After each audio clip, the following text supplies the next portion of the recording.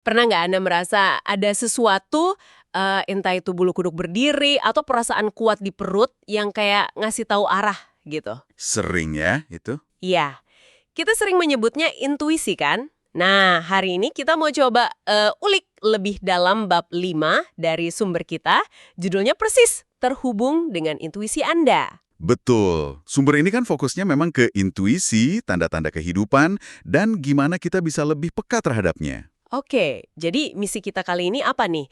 Mau bongkar apa sebenarnya intuisi itu?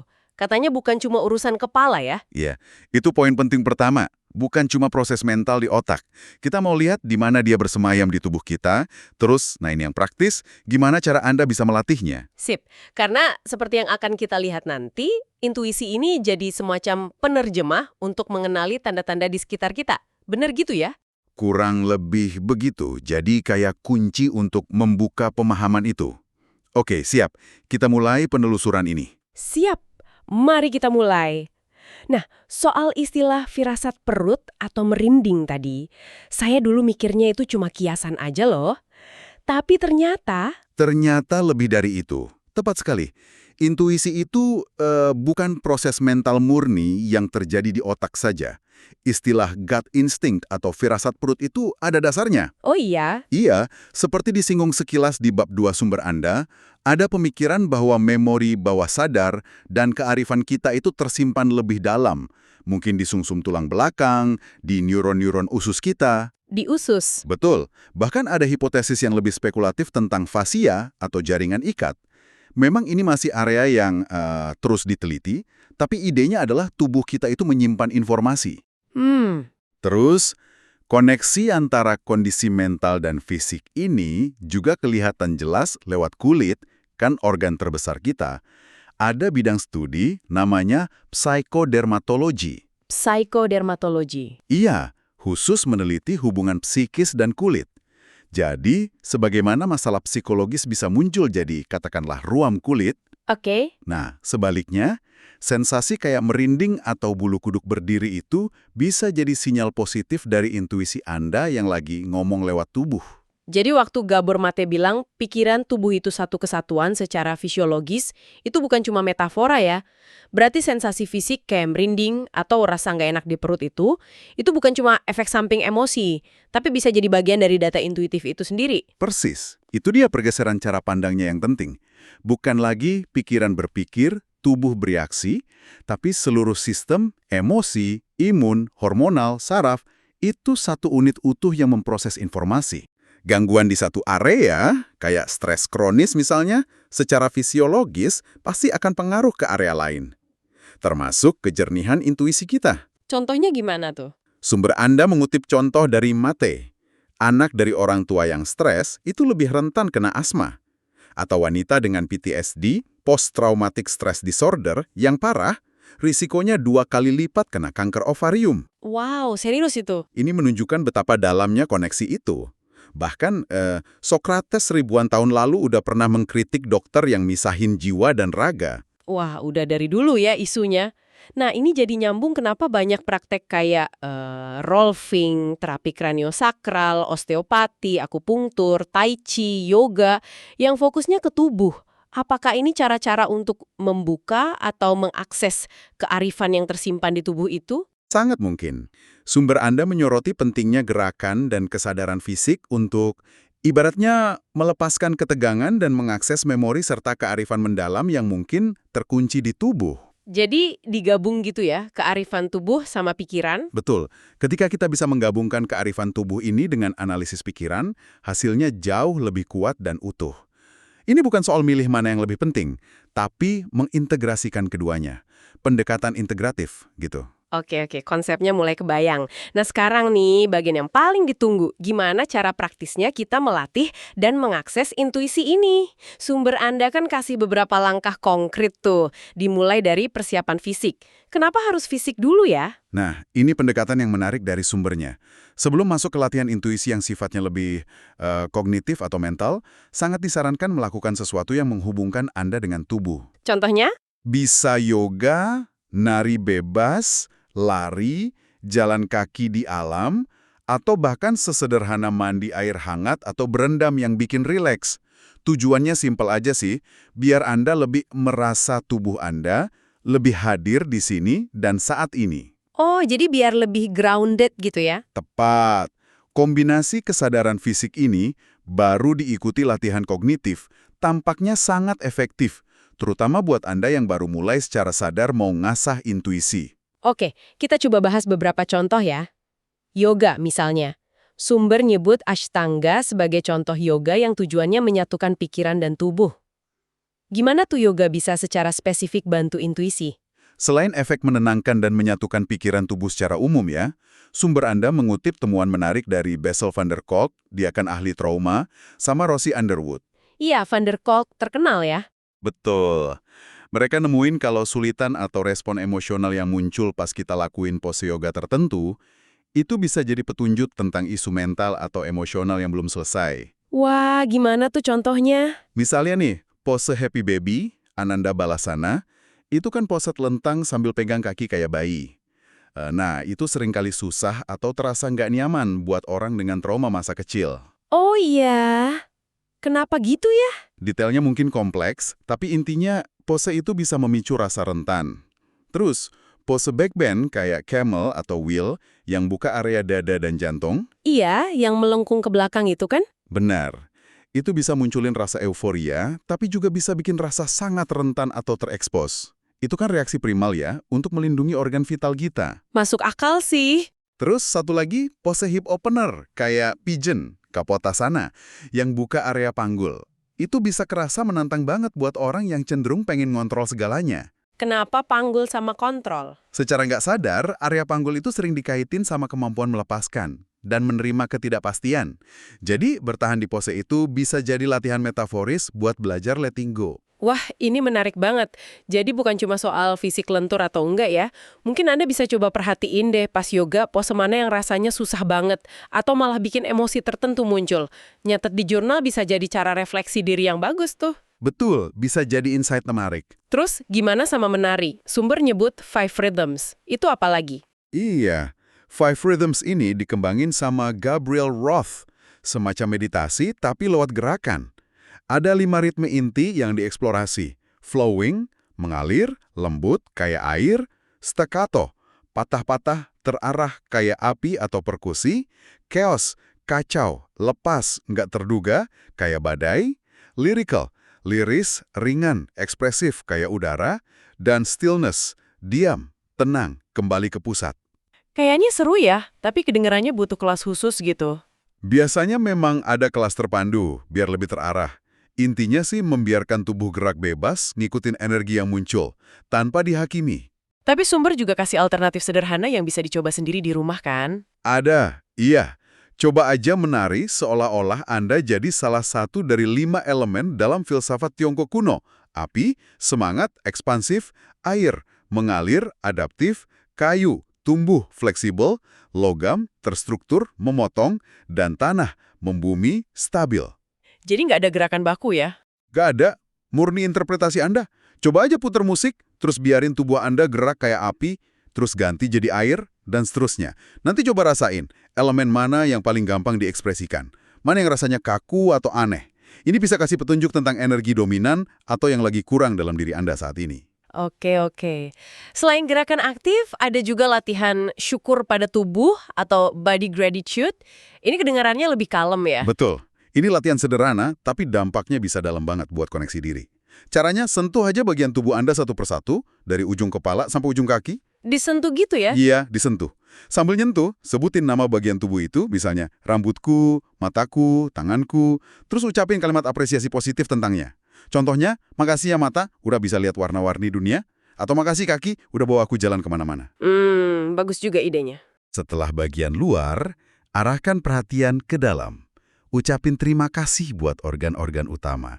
Jantung yang nggak berhenti detak, paru-paru yang kasih napas, perut yang olah makanan jadi energi. Lakuin ini pelan-pelan, penuh perasaan. Ini cara yang indah buat benar-benar ngerasa pulang ke tubuh Anda, menghargainya, dan bangun fondasi rasa aman. Itu penting buat intuisi. Oke, jadi tubuh udah lebih terasa, lebih hadir. Baru deh kita masuk ke latihan intuisi yang lebih kognitif. Sumber Anda kasih 2 contoh spesifik nih. Iya, yang pertama namanya latihan diri Anda dalam 7 tahun ke depan. Caranya agak unik nih. Gimana tuh? Jadi, Anda duduk di kursi, pastiin ada ruang kosong di depan, terus pikirin satu pertanyaan spesifik atau dilema yang lagi Anda hadapi banget saat ini. Oke, udah ada pertanyaan di kepala. Terus? Lalu pakai suara lantang, deskripsiin diri Anda sekarang. Sebut nama, usia sekarang, mungkin lagi pakai baju apa. Setelah itu, utarain pertanyaan atau dilema Anda tadi yang jelas. Disebutin keras-keras ya? Iya. Terus berdiri dan jalan pelan 7 langkah ke depan sambil ngitung tiap langkah. Pas langkah ke-7, balik badan, ngadep ke kursi kosong tempat Anda duduk tadi. Oke, udah balik badan ngadep kursi kosong. Nah, sekarang bayangin orang yang duduk di kursi itu adalah diri Anda, tapi 7 tahun lebih tua. Sebutin lagi nama Anda, terus usia baru Anda. Usia sekarang plus 7 tahun. Boleh tambah detail visualisasi kalau mau. Misalnya diri Anda di masa depan itu pakai apa. Dibayangin gitu ya? Iya. Lalu dengan yakin bilang dengan lantang, jawaban untuk pertanyaanmu adalah, terus langsung ucapin apapun yang pertama kali muncul di benak Anda. Jangan disaring, jangan dianalisis dulu. Itu dia jawaban intuitif dari perspektif diri masa depan Anda. Wah, menarik juga caranya. Tapi sumber bilang latihan ini kadang bisa bikin emosi ya, kayak nangis gitu. Iya, sumber mengingatkan itu. Katanya normal, bagian dari pelepasan emosi. Ternyata air mata itu bantu ngeluarin hormon stres kortisol loh. Jadi, biarin aja kalau emosi muncul, itu bagian prosesnya. Oke, dicatat. Lalu latihan kedua apa tadi? Unfurling exercise. Betul. Unfurling exercise atau latihan membuka diri. Ini pendekatannya beda dikit. 1, pikirin lagi satu pertanyaan atau keputusan yang perlu diambil. Oke. 2, ambil 5 napas dalam dan pelan. Taruh kedua tangan di kepala, tanya dalam hati atau bersuara. Apa jawaban logis untuk ini? Tunggu bentar sampai ada jawaban atau pikiran muncul. Logis dulu ya. 3, ambil lagi 5 napas dalam, pindahin tangan ke area jantung. Tanya, apa jawaban emosional atau perasaan hatiku tentang ini? Tunggu lagi jawaban yang muncul. Hati sekarang? 4, terakhir, 5 napas dalam lagi, pindahin tangan ke area perut atau solar plexus. Tanya, apa jawaban intuitif atau firasatku tentang ini? Tunggu apa yang terlintas. Jadi ada 3 jawaban ya? Kepala, hati, perut. Benar. Kuncinya adalah percaya sama jawaban pertama yang muncul di tiap langkah, sebelum otak analitis kita ngambil alih dan mulai ngedit. Terus gimana dengan 3 jawaban itu? Anda bisa renungin ketiganya. Mana yang rasanya paling kuat? Ada benang merah nggak di antaranya? Anda bisa pilih salah satu, atau coba sintesis ketiganya jadi satu pemahaman baru. Latihan ini secara eksplisit mengakui kalau kearifan kita nggak cuma di kepala, tapi juga di hati, emosi, dan perut, intuisi. Nah, ini nyambung lagi ke firasat perut. Tadi kan kita bahas konsepnya, tapi ada dasar ilmiah yang lebih konkret nggak sih soal hubungan perut sama intuisi ini? Ternyata ada, dan ini bidang riset yang lagi berkembang pesat banget. Ada jalur komunikasi 2 arah yang sangat kompleks antara usus, gut, dan otak, brain. Namanya gut-brain axis atau poros usus otak. Poros usus otak. Iya, sumber bahkan nyebutnya koneksi 3 arah, otak, usus, sama mikrobioma usus. Mikrobioma itu komunitas triliunan mikroorganisme, bakteri, virus, jamur yang tinggal di usus kita. Komposisinya unik buat tiap orang, kayak sidik jari. Triliunan ya? Banyak banget. Banget. Nah, komunikasi ini nggak cuma ngatur fungsi dasar kayak pencernaan atau rasa lapar, tapi juga terbukti pengaruh ke suasana hati, motivasi, respons stres, dan bahkan fungsi kognitif yang lebih tinggi, kayak belajar, memori, dan, nah ini dia, pengambilan keputusan intuitif. Jadi intuisi juga dipengaruhi komunikasi ini. Diduga kuat begitu. Saking kompleksnya jaringan saraf di usus dan kemampuannya produksi neurotransmitter, kayak serotonin, 90% serotonin tubuh diproduksi di usus loh. Usus sering dijuluki otak kedua. Oke, otak kedua. Terus kalau kita sering ngerasa kabut otak atau brain fog, atau intuisi rasanya tumpul, itu bisa jadi karena usus kita bermasalah. Gimana bedanya sama kurang tidur atau stres biasa? Pertanyaan bagus. Sumber Anda nyaranin buat perhatiin polanya. Apakah brain fog atau perasaan intuisi mati rasa itu sering muncul barengan sama masalah pencernaan? Kayak sering kembung, begah, pola BAB berubah, Susah atau malah mencret terus? Kram perut atau asam lambung naik? Jadi dicocokin gejalanya ya? Iya. Atau mungkin Anda baru-baru ini jadi nggak tahan sama makanan yang dulu biasa aja. Atau jadi gampang sakit, gampang capek. Kalau ada pola berulang yang hubungin kondisi perut sama kejernihan mental atau intuisi, nah itu petunjuk kuat kalau kesehatan usus Anda mungkin perlu diperhatiin. Kenapa bisa gitu pengaruhnya? Sumber jelasin, sekitar 70% sel imun kita itu adanya di usus. Stres kronis itu kan micu produksi kortisol berlebih, nah itu bisa bikin peradangan sistemik, termasuk di usus. Peradangan ini bisa ganggu komunikasi di poros usus otak tadi. Efeknya apa? Bisa pengaruh ke mood, micu cemas, depresi, dan ya itu tadi, brain fog yang bikin akses ke intuisi jernih jadi kehalang. Selain itu, kalau lapisan pelindung usus rusak, leaky gut, penyerapan nutrisi bisa keganggu, suplai darah ke otak juga bisa kena, jadi otak kerjanya kurang optimal. Jadi ngatasin brain fog dan mempertajam intuisi itu bisa jadi startnya dari beresin urusan perut kita dulu ya? Seringkali begitu. Kesehatan usus itu fondasi penting banget. Sumber, Anda kasih beberapa tips praktis nih buat optimalin kesehatan mikrobioma usus. Yang dianjurin antara lain, Apa aja tuh? diet kaya sera dan beragam. Targetin makan minimal 30 jenis makanan nabati beda tiap minggu. Buah, sayur, kacang-kacangan, biji-bijian utuh, rempah.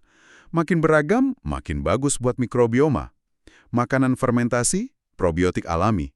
Kayak kefir, yogurt tawar, kimchi, sauerkraut, tempe, kombucha. Makanan prebiotik. Ini makanannya bakteri baik. Contohnya bawang putih, bawang bombay, daun bawang, asparagus, pisang yang belum matang banget, apel, gandum utuh. Oke, serat probiotik, prebiotik. Ada lagi? Pertimbangkan pola makan leluhur. Kadang mikrobioma kita lebih cocok sama makanan yang biasa dimakan nenek moyang. Minum air cukup, penting buat pencernaan dan lapisan usus. Olahraga aerobik, ternyata bagus juga buat keragaman mikrobioma. Nah, itu yang bagus. Yang perlu dihindari apa? Yang sebaiknya dihindari atau dikurangi karena bisa ganggu keseimbangan mikrobioma itu. Stres kronis. Cari cara sehat buat ngelola stres.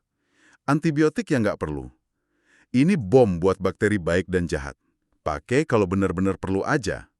Antibiotik yang nggak perlu. Alkohol berlebih. Makanan ultraproses. Yang tinggi gula tambahan, lemak nggak sehat, garam, aditif, tapi rendah serat dan nutrisi. Makanan ultraproses. Pemanis buatan. Makanan ultraproses. Gula berlebih. Makanan ultraproses. Lemak jenuh dan trans berlebih. Banyak juga ya pantangannya. Sumber juga nyebut suplemen probiotik. Tapi kayaknya nggak bisa asal minum gitu aja ya. Betul banget. Kualitas sama personalisasi itu kuncinya. Pasar suplemen probiotik kan gede banget. Dan nggak semua produk sama bagusnya. Strain bakteri beda, fungsinya beda. Yang cocok buat satu orang, belum tentu cocok buat yang lain. Jadi gimana baiknya? Sumber nyaranin buat riset dulu. Pilih merek berkualitas tinggi dengan strain yang udah diteliti manfaatnya. Beberapa contoh yang disebut terkait fungsi otak ya, Bifidobacterium longum, Lactobacillus brevis, Lactobacillus plantarum. Atau lebih bagus lagi kalau bisa konsul sama dokter atau ahli gizi, atau mungkin tes personal, kayak analisis feses, biar tahu kebutuhan spesifik Anda. Minimal coba deh bikin catatan harian makanan, mood, pencernaan buat lihat polanya sendiri. Oke, jadi lebih personal ya pendekatannya. Terus ada disebut adaptogen juga, contohnya jamur. Apa hubungannya sama intuisi nih?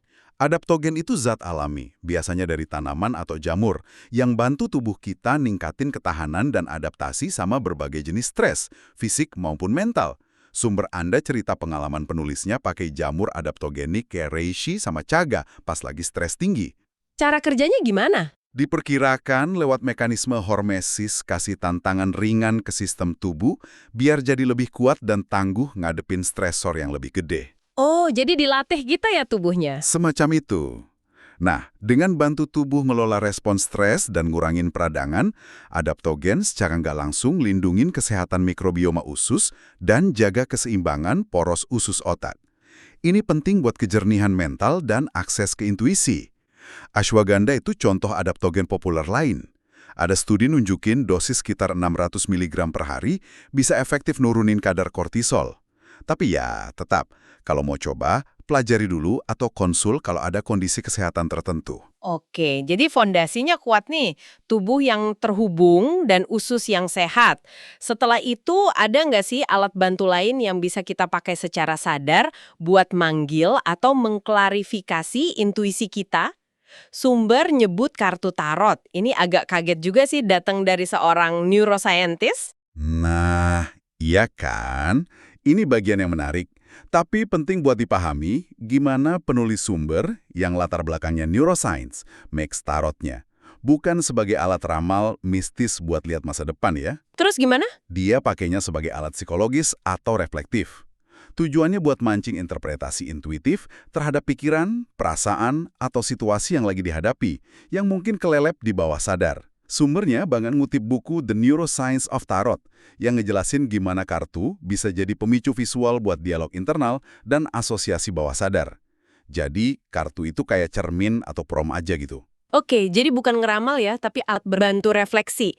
Gimana cara praktisnya pakai buat bantu intuisi? Sumber ngasih metode yang simpel dan fokus ke respons pribadi Anda. 1. Bikin suasana tenang dulu. Napas dalam beberapa kali. Pegang kartunya, niatin dalam hati, mau dapat kejelasan soal pertanyaan atau dilema Anda. Oke. 2. Kocok kartunya sambil tetap fokus ke pertanyaan. Terus, pilih 3 kartu acak aja, atau pakai tebaran simpel. Taruh ketutup di depan Anda. 3 kartu. 3. Ajukan pertanyaan Anda dengan jelas, bisa dalam hati atau bersuara. Balik kartunya satu persatu, boleh ditetapin makna posisinya. Misal, kartu 1 sama dengan situasi sekarang, kartu 2 sama dengan tantangan, kartu 3 sama dengan saran. Atau biarin ngalir aja. Oke, kartu udah kebuka. Terus? 4.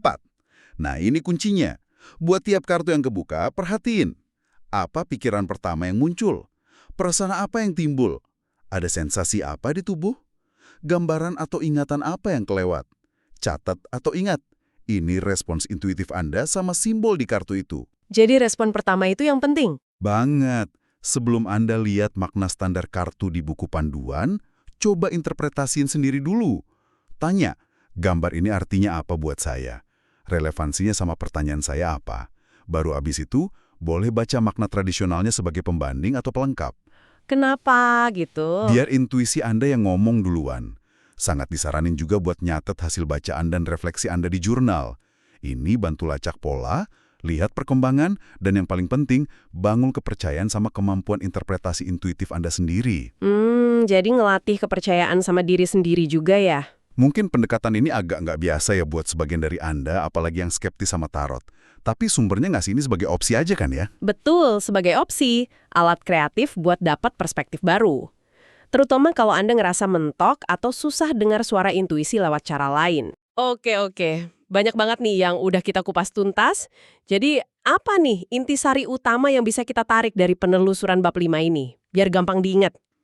Intinya sih, intuisi kita itu ternyata jauh lebih dari sekedar mikir logis di otak.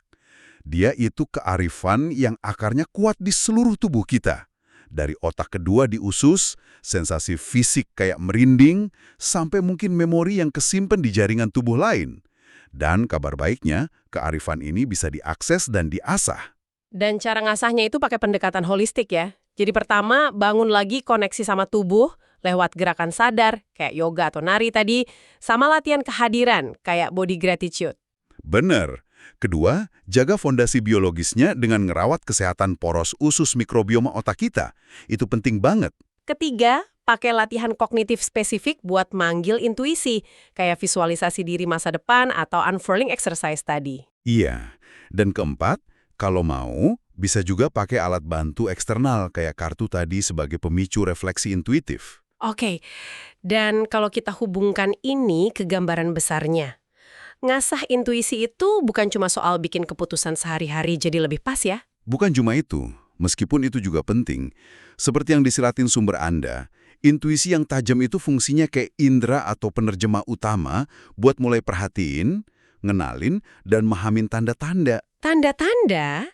Maksudnya? Ya, bisa berupa firasat, sinkronisitas, kebetulan yang bermakna, atau petunjuk-petunjuk halus lainnya yang mungkin selama ini udah ada tapi kita lewatin aja gitu dalam perjalanan hidup Anda.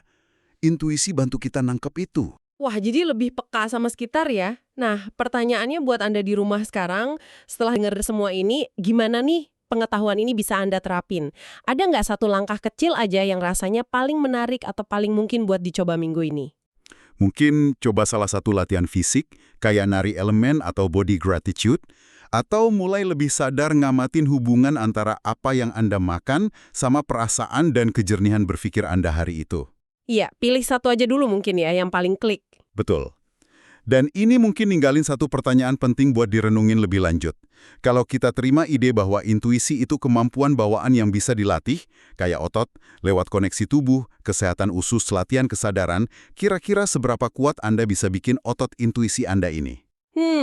Menarik pertanyaannya. Dan kalau Anda benar-benar komitmen buat dengerin suara hati dan kearifan tubuh Anda ini, kira-kira pintu pemahaman atau kesadaran baru apa lagi ya yang mungkin bakal kebuka dalam hidup Anda?